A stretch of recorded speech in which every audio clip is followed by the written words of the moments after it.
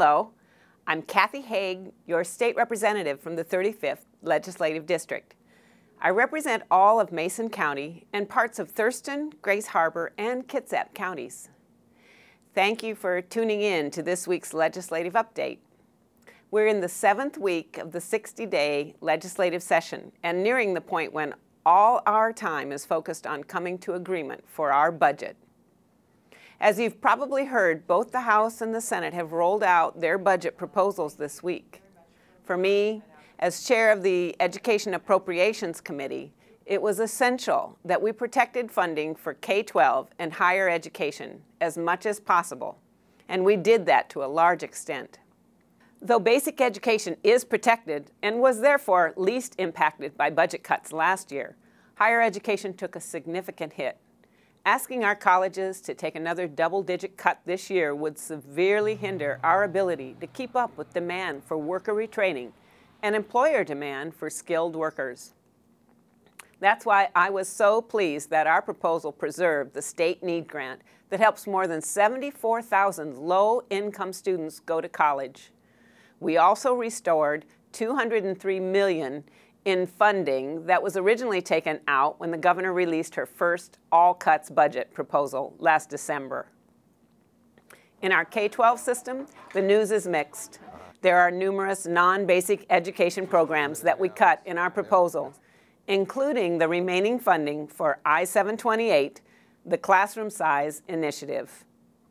To help school districts offset some of those cuts, we passed 2 critical levy bills that will provide most districts a small infusion of local money.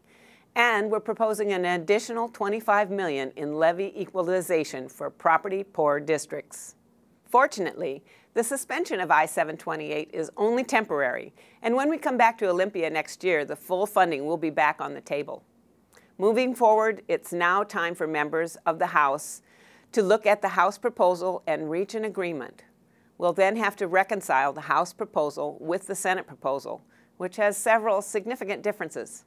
But there is one similarity after a no new taxes approach to balancing our budget last year. Both the House and the Senate agree that further deep cuts to education, health care, and important human service programs will do more damage than good. While we do make further cuts across the board, we will be looking for revenue. As we did with a temporary suspension of I-728, we have temporarily suspended I-960, the initiative that requires a 2/3 vote for any new revenue. This will provide the flexibility we need in these tough times to close certain tax loopholes, update our tax code, and look at other options that will preserve critical programs at a time when more people than ever are seeking help. We as a state have not faced such a daunting economic crisis since the Great Depression. This is a time of tremendous turmoil and change, not just for Washington, but for our nation. As we're grappling with these difficult choices, I think it's important to remember that the Great Depression changed our nation, ultimately for the better.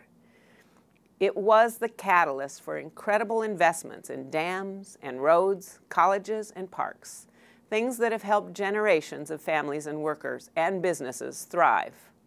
However, we end up managing this crisis this year and in the coming years. I am optimistic that we'll see a transformation in the way government does business that will also benefit generations to come.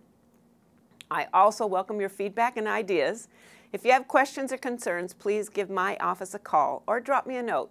My contact information and website address is on the screen. Again, I'm Kathy Haigh. Thanks for watching.